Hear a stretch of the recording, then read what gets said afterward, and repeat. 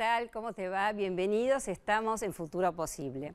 Hoy como invitado lo tenemos a Aldo Isuani, que es sociólogo, docente, investigador del CONICET y también fue funcionario en la era de la Alianza. Acaba de publicar un libro que se llama Capitalismo versus Democracia. Y en él intenta explicar la larga decadencia argentina que tiene que ver con este enfrentamiento constante de democracia contra el capitalismo. Pero también vamos a hablar de la Argentina actual y vamos a preguntarle por qué si se destinan recursos generosos, tantos, cerca de 1/4 del Producto Bruto en políticas sociales, por qué siguen habiendo altos niveles de pobreza y desigualdad. Y como dice Aldo Isuani, también nos va a contar acerca de los deberes que tiene que hacer esta Argentina si queremos salir de esta decadencia. En primer lugar, dejar de lado el corto plazo y empezar a pensar estrategias de desarrollo de la Argentina. Y por supuesto también reformular las políticas sociales. Bueno, todo eso y mucho más después de los auspicios.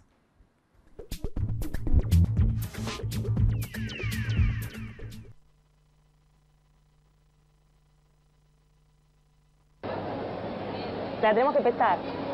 Acá. No, pobre, no la hagas pesar, no le hagas pasar por este momento. No, a la valija, A la una valija de mujer no mano. se le- Ah, la valija, sí, Sí. la valija, sí. Marco, no va a pasar nada, quédate tranquilo. No es que tengo miedo del viaje, lo que no quiero es que compres. Gente, perdón, Claudia trabó las valijas, puso de todo, la explotó. Estaba tan grande, déjeme que yo voy a... Todo con quiero pagué, y entonces cuotas, el hotel, los pasajes, todo. Y el tipo Muchacho. se sigue quejando. ¡Saquen la grandota! Por la calidad de la semilla. Porque tengo la mejor variedad para todos mis ambientes. Porque a las nuevas tecnologías le suma la mejor genética. Soy José Luis de Amenábar, Santa Fe, y yo siembro Don Mario. Soy Pino de Zipacha y yo siembro Don Mario. Soy Jorge de Salto, Buenos Aires, y yo siembro Don Mario. Los productores reales no saben actuar, pero sí saben qué elegir. Nuevas hojas Don Mario con tecnología intacta RR2 Pro. Don Mario, líder en soja. Salió mal, la hago de vuelta.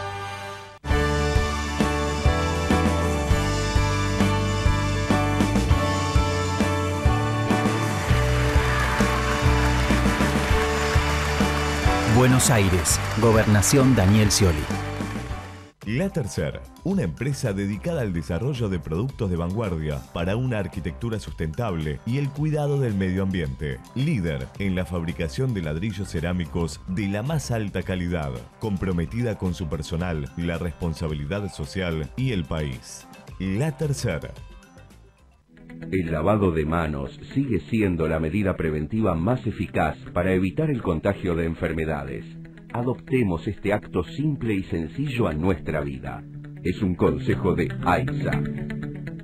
Alquilar se puede. Ahora la ciudad te da la garantía y un préstamo inicial para que vos y miles de personas puedan elegir dónde vivir. Informate en www.buenosaires.gov.ar/alquilar se puede. Buenos Aires Ciudad, en todo estás vos.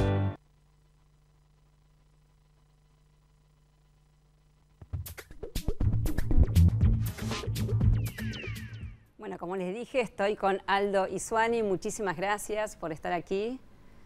Es un placer estar acá. Bueno, vamos a hablar primero del libro que acabas de publicar, que se llama, lo muestro a cámara, Capitalismo versus Democracia.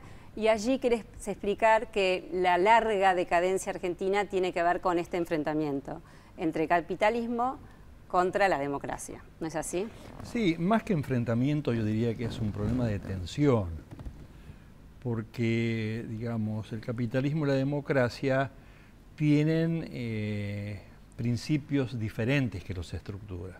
Es decir, el capitalismo es un fabricante natural de desigualdad, de desarrollo, de generación de productos, no tiene en cuenta la igualdad, riqueza, etcétera, pero es un creador, y sobre todo en esta etapa de la humanidad. La democracia se inspira más en ideales igualitarios, ya sea los derechos civiles en un primer momento, los derechos políticos y los derechos sociales. Entonces, hay una tensión. Y esta tensión se puede resolver de dos formas. Cuando la sociedad acepta la desigualdad, no hay ningún problema para que exista democracia con capitalismo. Y este es el caso para mí más típico, el caso de los Estados Unidos. Es decir, Estados Unidos las diferencias sociales, las desigualdades son asumidas como responsabilidad de los individuos, ¿no? Es decir, cada uno es herrero de su suerte, por lo tanto cada uno tiene el lugar en el mundo que le corresponde.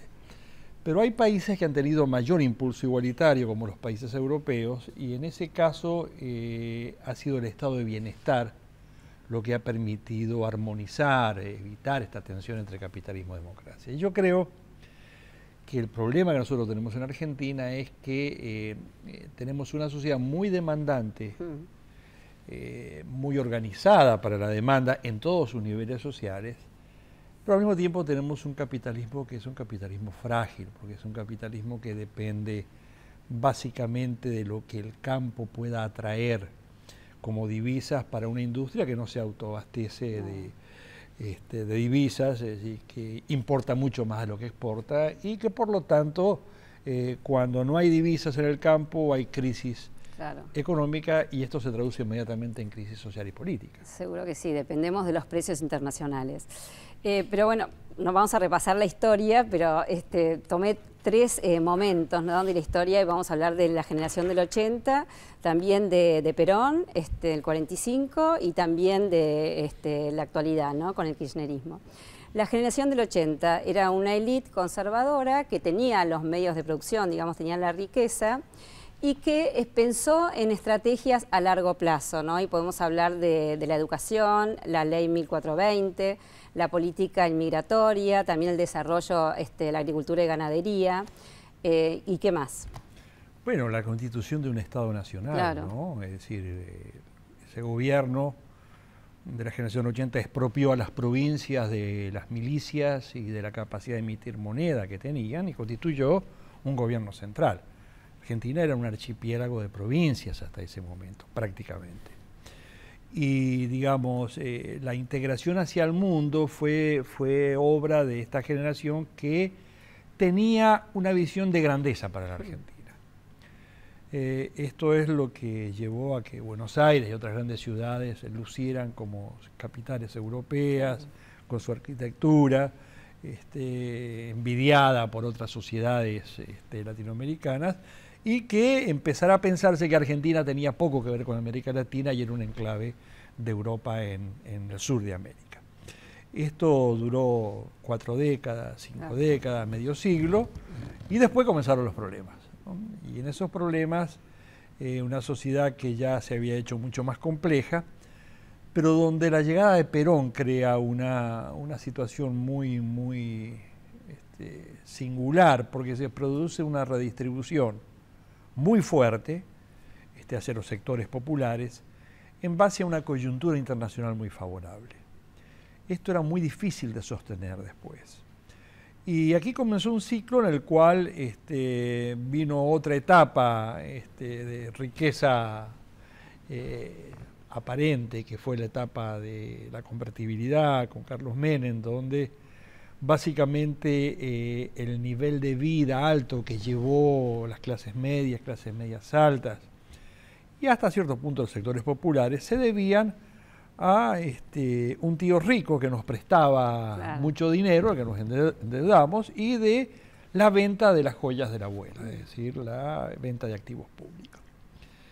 Y esto se repitió en la etapa de la soja, digamos que cuando tenemos circunstancias internacionales favorables, es relativamente fácil a Argentina hacerse la idea de que somos un país desarrollado y que podemos vivir como un país desarrollado. Tan pronto esas condiciones exteriores cesan, nos damos cuenta de la verdadera cara de la Argentina, que es una sociedad bastante más pobre de lo que creemos que es, ¿no? Nos chocamos contra la realidad, contra la crisis, ¿no? Así es. También en la época de Perón, bueno, tenemos que decirlo, se dieron muchos beneficios, digamos, a la clase trabajadora, buenos salarios, condiciones dignas de trabajo, también comienzan los sindicatos a proteger a los trabajadores y bueno, todos, digamos, este nivel de bienestar que llegó para quedarse. Pero también era en ese momento un país que dependía del contexto internacional, de las divisas que traían el campo, lo mismo que estabas diciendo, Aldo. Y acá tengo una frase que leí en el libro que me pareció genial, que dice así: el populismo con la austeridad no va. Bueno, el caso para mí típico es el caso del segundo gobierno de Perón, el tercer gobierno de Perón y de Martín Estela Martínez, donde claramente cuando las circunstancias externas no eran favorables, termina en una gran crisis. Y digamos, las tres experiencias populistas, el primer peronismo, el menemismo y el kirchnerismo, están asociados con momentos de bonanza en el mercado internacional o con condiciones favorables. Cuando cesan esas condiciones comienzan los problemas y entonces en general lo que ha sucedido con los gobiernos populistas es que han legado a sus próximos gobiernos la herencia de las crisis. Y yo creo que estamos en una situación que puede llegar a ser inédita, donde de triunfar el Frente para la Victoria en las próximas elecciones, un gobierno de carácter populista va a ser heredero de una pesada herencia de otro gobierno populista y sobre eso no tenemos demasiada experiencia, ¿no? Bueno, y vamos a hablar entonces del kirchnerismo, ¿no? Obviamente surge luego de esta crisis impresionante que vivimos los argentinos 2001-2002. Al principio fue difícil, pero luego podemos decirlo que con los precios internacionales y haciendo bien las cosas pudimos salir adelante. Pero ¿y qué pasó después? Bueno, tengo la sensación de que nosotros tuvimos una coyuntura muy excepcional, ¿no? Es decir, en el 2001-2002, un poco la duda que muchos teníamos era cuál era el destino de la Argentina, claro, ¿no? Estábamos al borde del precipicio, si es que no estábamos cayendo en el precipicio. Y aparecieron dos cosas. En primer lugar, un sector agrario que había invertido muy fuertemente en la década anterior, en tecnología, nuevas semillas, y digamos, se creó una verdadera, yo diría, empresariado agrario que elevó significativamente la producción. Argentina pasó de 30, 40 millones de toneladas a 100 millones de toneladas en una década, y los precios internacionales aumentaron 3 veces. Si la producción crece 5 veces y los precios 3 veces, como que hacia 2004, 2005, 2006, la Argentina tenía 15 veces más riquezas que en la década del 90. Entonces esto generó yo diría, el gusto por el gasto, ¿no? En ese sentido somos muy generosos los argentinos y en vez de ahorrar un poquito e invertirlo para el futuro, decidimos gastarlo. Yo creo que esto es bastante típico de la política argentina y específicamente del peronismo, el tema del corto plazo. Y esto se debe a que, en general, el peronismo sabe que fuera del Estado no es prácticamente nada. Es decir, estar fuera del Estado es estar en el destierro, es estar en una situación indeseada porque se está jugando la propia sobrevivencia.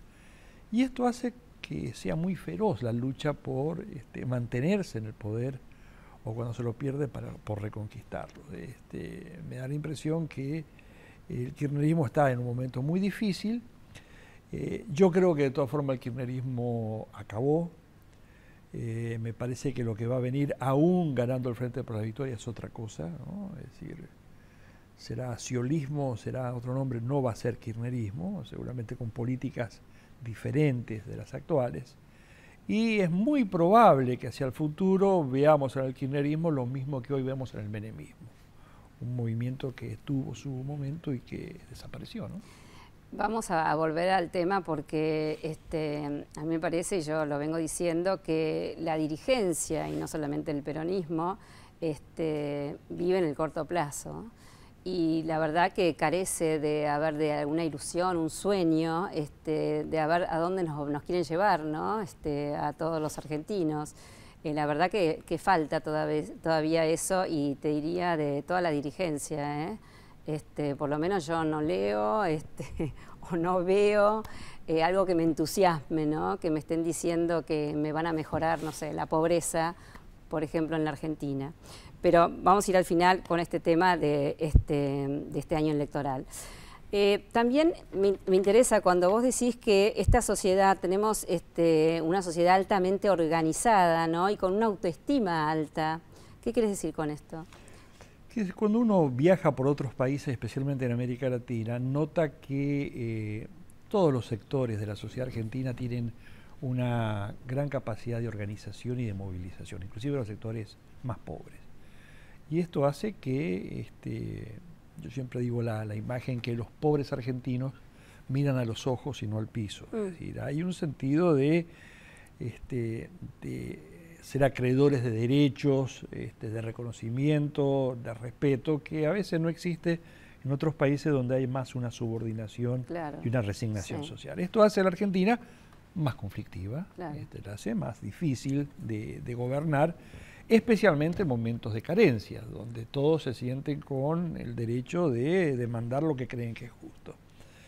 Como, digamos, la economía es frágil, yo siempre pongo como ejemplo, si imagináramos que un bichito durante 2 años liquida la producción de soja argentina, ¿cuál sería el destino de Argentina? Yo no sé si volveríamos al 2001 o 2002, pero estaríamos bastante cerca de eso. Y eso no es solamente crisis económica, en Argentina es crisis social y política. Y me parece que esto se da por algo muy importante, creo que vos dijiste. Y es que el horizonte máximo, generalmente, de nuestras generaciones de dirigentes políticos es la próxima elección. Y eso es un problema porque la Argentina no ha discutido, por ejemplo, una estrategia de inserción económica internacional. Lo que se discute en Argentina es macroeconomía. Si las tasas, si el dólar, si la deuda, si lo que sea, no hay una discusión de cuáles son aquellos sectores con los cuales nosotros podemos insertarnos en el mundo. Claramente el agro es uno, pero deberían ser los alimentos. Solamente 10% de lo que exporta la Argentina son alimentos. ¿Qué otras áreas hay? Argentina está exportando servicios muy en forma embrionaria todavía, pero con gran potencia. Cinematografía, televisión, servicios médicos, consultoría, informática, moda, servicios médicos. La Argentina podría ser eventualmente la clínica del mundo, es decir, tiene profesionales, tiene infraestructura, tiene precios significativos más baratos que otras sociedades. Falta, yo creo que una dirigencia que se proponga un proyecto de largo plazo de inserción económica internacional. Y como en Argentina esto no puede hacerse sin una mejora de la vida de la gente, esto tiene que hacerse con una reforma del estado de bienestar. No habría que en el próximo periodo intentar hacer un proceso de acumulación de capital a expensas de la situación de la gente, porque eso ha terminado en experiencias pasadas muy mal en Argentina, aún con las peores dictaduras militares. Por lo tanto, en conclusión, Argentina es un país difícil de gobernar. ¿Esto quiere decir de que no podamos tener un destino importante? Yo creo que sí, pero los deberes que hay que hacer son muchos. Bueno, pero hay que hacer deberes, como vos señalás también, y señalás reformular también las políticas sociales, porque lo que leí es que el presupuesto que se destina para ellas, para las políticas sociales, es muy generoso, ¿no? Y es 1/4 del Producto Bruto, y sin embargo tenemos altos niveles de pobreza y altos niveles de desigualdad. Que, bueno, como vos señalás también, las mediciones, digamos que no las tenemos, son paupérrimas, lo que señalamos a través del INDEC, por ejemplo, y bueno, pero se sabe que hay un nivel muy alto de pobreza y desigualdad. Entonces, ¿cómo hacer? Bueno, hay un tema que es muy importante, además del gasto social, que es la situación del mercado de trabajo. El desempleo en Argentina cayó bastante desde la crisis del 2001-2002, pero los niveles de precariedad del trabajo siguen siendo muy altos. Es decir, hoy solamente la mitad de los trabajadores argentinos hacen aportes regulares a la seguridad social. Esto significa que la mitad de los trabajadores argentinos están en negro o están en situación precaria o en el mercado informal. Y digamos, si una economía no es capaz de generar empleo y de alguna calidad, por mucho que haya gasto social, va a ser muy difícil compensar lo que el mercado de trabajo no hace. Y aquí me parece que hay que ser innovativo. Es decir, tenemos, yo creo, una visión muy antigua de lo que es trabajo, muy asociado con la idea de trabajo productivo. Creo que es trabajo productivo, trabajo que fabrica cosas, sean industriales o sean agrarias. Y esto, la verdad es que 2 de cada 10 argentinos producen todos los bienes materiales. 8 de cada 10 están en servicios. Y la tendencia es a profundizarse. Con lo cual, si nuestra mente es que lo que nosotros estamos queriendo es que nuestros hijos y nuestros nietos sean todos obreros del sector industrial, estamos locos. Es decir, ese no es el camino. El camino son los servicios que son los grandes demandantes de mano de obra, la gastronomía, el turismo, el arte, la música, etc. Ahora, esto exige calificación. Y aquí tenemos un problema, porque la mitad de los chicos no terminan la secundaria. Claro. Y hoy no tener la secundaria es como hace 30 años no tener la primaria completa, es decir, estar prácticamente condenado al mundo de la marginalidad. Por lo tanto, yo creo que la insistencia en desarrollar los servicios por una parte y de capacitación necesariamente de la población, no solamente infantil o adolescente, sino también de los jóvenes hasta los 30, 40 años, ninguno no debería tener al menos secundaria completa. Y esta es una tarea todavía gigantesca para la Argentina, ¿no? Sí, digamos que allí también se ve la gran desigualdad, ¿no? Porque el que puede manda a sus hijos a la escuela privada y se salva, y el que no tiene que mandarlo a la escuela pública cuando digamos que no es de calidad. Y bueno, tiene también este problema que, como vos señalabas, que la mitad de los argentinos no termina el secundario. También tiene que ver este tema de la desigualdad con la salud, cuando vos señalabas que bueno, también el tema de las prepagas, el que puede tiene una prepaga donde va a un hospital de calidad, un sanatorio de calidad, en cambio el que no tiene que ir al hospital público, donde también sabemos que no se atienden bien. Allí Bueno, donde se ve más la desigualdad. Y esto tiene que ver, digamos, con este Estado que no se da cuenta lo que está produciendo. Bueno, podés tener una estratificación en los servicios sociales. A veces no necesariamente relacionada con la calidad, ¿no? Es decir, podés tener educación privada que es de peor calidad que de cierta educación pública. Sí. Y podés tener salud privada que es de peor calidad. Sí, pero ahora ¿cómo estamos? Hay de todo, eso no hay evaluaciones conclusivas, pero nosotros tenemos que hay un sector de élite que tiene educación privada no subvencionada y prepagas que paga de su bolsillo, y tenemos otro sector donde está subsidiado por el Estado, tanto la salud, obras sociales, como la educación pública de gestión privada, que lo único que tiene de pública es que el Estado pone plata. En este segundo segmento hay de todo. Hay obras sociales de muy buena calidad y hay otras que son deplorables, y entonces depende de la que te tocó el nivel de calidad que vas a tener, aunque sea privada.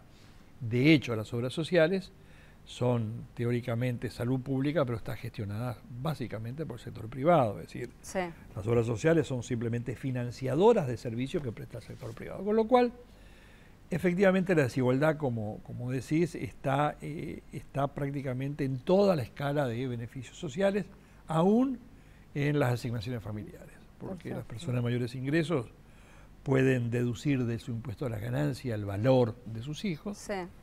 Los trabajadores formales tienen las asignaciones familiares, que no tienen el límite máximo de hijos y tienen además un subsidio por escolaridad. Y los más pobres tienen la AUH, que tiene un número máximo de hijos y además tienen condiciones para ser, si bien son condiciones light, son condiciones para acceder. Lo cual es todo un prejuicio en el sentido que los pobres hay que hacerlos cuidar a la salud y la educación de sus chicos porque por sí solo no lo harían, lo cual es un prejuicio que no está aprobado. Por lo tanto, el clasismo de la política social se ha hecho demasiado carne, me parece, en el país, y esto atenta contra la desigualdad, efectivamente. Está bien, y también señalás, bueno, esta franja de población, que son casi 1 millón de estos jóvenes que ni estudian ni trabajan, y que están viendo mucha televisión o internet y pueden ver cómo hay un mundo, ¿no? Es donde se consume de todo un poco, y esto genera también mucho resentimiento y violencia. Y donde están siendo invitados claro, a participar. A consumir, sí. Y esto puede generar frustración cuando uno ve a su alrededor que no tiene ninguna condición para hacerlo. Siempre digo que un pequeño número de esos niños, jóvenes, varones en general, asuman el desafío de consumir a cualquier costa, tenemos un problema que no resolvemos. Y yo creo que ahí está la fuente última del problema de la inseguridad, ¿no? Y eso no se resuelve con policías, eso se resuelve con nuevos valores. Claro. Y esto se hace con políticas masivas de juventud que hoy no tenemos. Yo no creo que eso solamente con la educación se pueda resolver el tema. Yo creo que un programa de juventud necesita ser mucho más amplio. Seguro que sí. Bueno, sí, es largo para hablar, pero ya sabemos que sí, que se necesitan muchas políticas. Y bueno, terminamos... No, una sola gran. Una gran. Nos quedan 2 minutos y Aldo, vos pasaste por la función pública, estuviste en el gobierno de la Alianza. Bueno, ¿qué se necesita? O pensar que viene un nuevo gobierno para hacer el gran cambio en la Argentina. Bueno, vamos a estar probablemente en una situación no frecuente en la Argentina, que es que el próximo gobierno no va a tener mayoría parlamentaria. Sí. Me parece esto es algo positivo si esto ayudara a generar capacidad de negociación y de diálogo, cosa que no ha existido todos estos años. Porque la tarea es para más de uno. Para cualquier fuerza política le queda grande el desafío. Y aquí me parece que esto es algo bastante positivo. Segundo, la Argentina está frente así con una perspectiva que yo creo que es muy interesante.